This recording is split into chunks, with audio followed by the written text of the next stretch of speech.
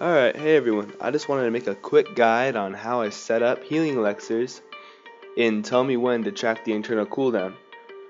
So first of all, once you get everything downloaded and installed, everything's in the description by the way, you're going to see something like this in the middle of your screen. First thing you're going to do is just right click anywhere on it, and we're going to go to group settings, and drag the columns down to 1, go to position, set this around 125 and this to 2.5. Okay, so in order to set up the settings, we're going to go down to main, and the first thing we have to make sure we do is click enable, otherwise nothing's going to show up once you're done. So with the icon type, we're going to be tracking the internal cooldown. Going to make sure it's visible when it's usable and unusable. That way you can always check the timer. So right here, this is where the timer sweep is.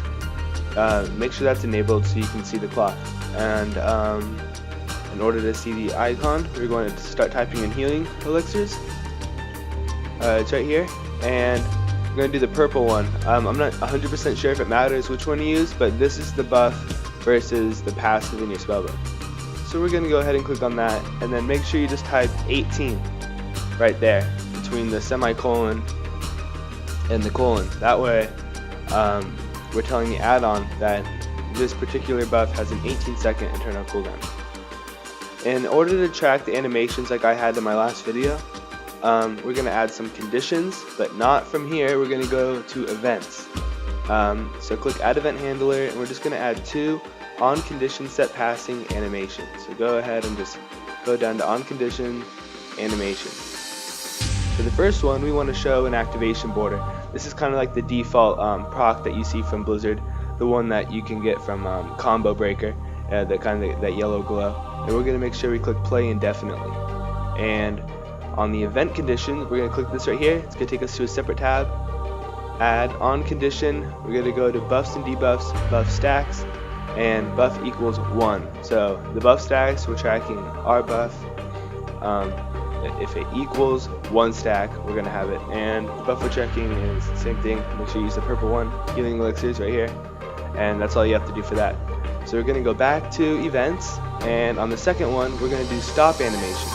And we're going to pretty much go through the same process, add type, buff debuff, buff stacks, and it equals 0. We're just going to leave that pretty much as default.